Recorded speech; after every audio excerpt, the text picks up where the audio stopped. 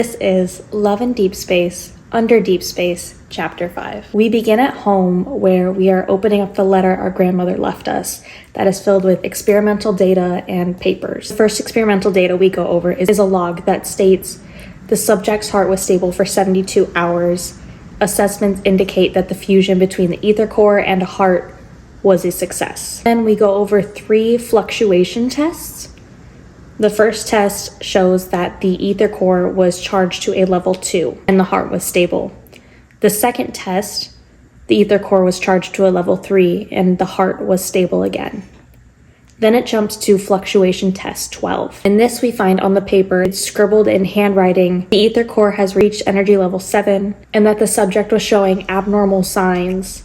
Continue looking over these documents, we realize these documents are about us. This sounds like our condition. We immediately call the first person we can think of and we call Zane. Right as he answers, we ask if the protocore fragment is unique or if it is the same that is found in other protocore syndrome patients. Zane hesitates before explaining that as far as he knows and all of the data he's seen, that we are the only one with this type of protocore in our heart. Zane notes that he's heard of the name ether core, but he doesn't know what it is and he doesn't know any other further information. Zane mentions the previous medical chief and his previous teacher, Dr. Noah, who was also the first to treat our heart and happened to be an old acquaintance of Josephine, may know a little bit more about the ether core and what happened and what is with all these experiments. He lets us know Dr. Noah is doing a personal research project in Crest and to wait 2 weeks because the weather's been a little out of whack. We don't play it off very well when we get off the phone with him. We're like, sure, yeah, we'll wait 2 weeks. He knows we're not going to wait 2 weeks. It cuts to us on the phone at the train station with Tara, letting her know, hey, I'm going to Snowcrest for a few days.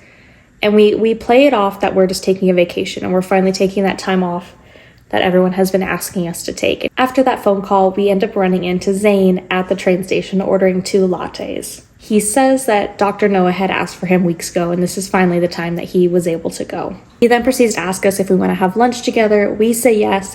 We end up beating him to paying for all of the stuff.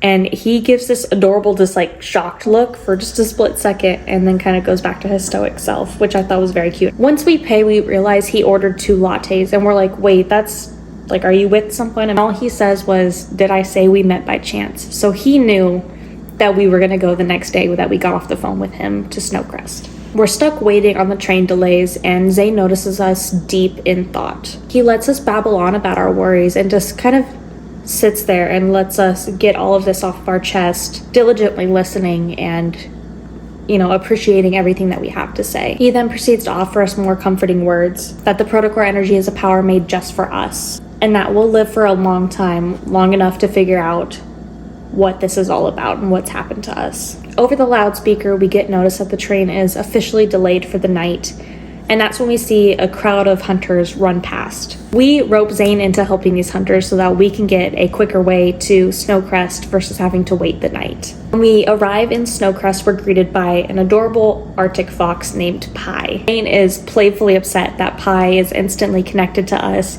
even though Zane is the one that brought him food. We realize, based on a tag on Pi's leg, that Pi is most likely an experiment and not just a wild fox or a pet. And this is when Zane informs us that Pi is as intelligent as a 9-year-old. We meet Dr. Noah and get comfortable, and later that night, Dr. Noah informs us, after looking over the paperwork, that he doesn't know why the ether core is in our heart, or let alone how it got there. He strongly warns us not to let anyone know that we have this ether core in our heart. He then begins to explain that ether was originally created by philosophers as a made-up 5th element, and that it cannot be proven or disproven that it exists. So that's what that word is for. He senses our worry and tells us not to worry, that the energy levels in our heart now are nowhere near what they were that are shown in the data.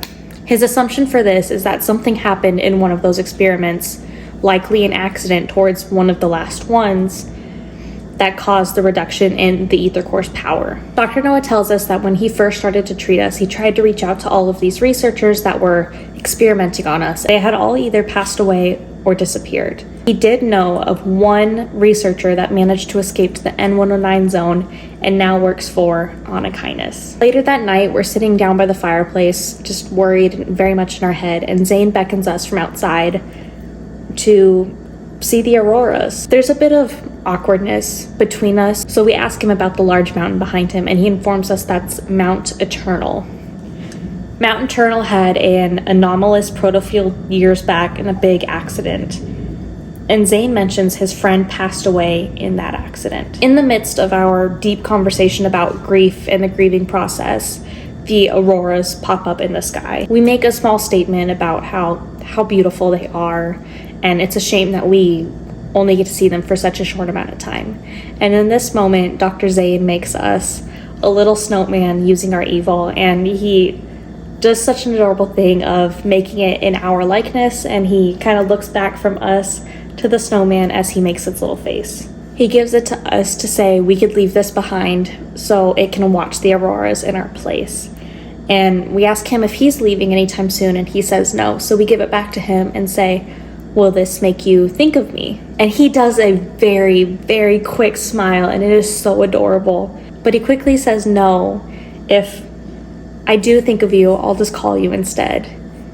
And that's where chapter 5 leaves off, on such a bittersweet and adorable note. I will see you in chapter 6.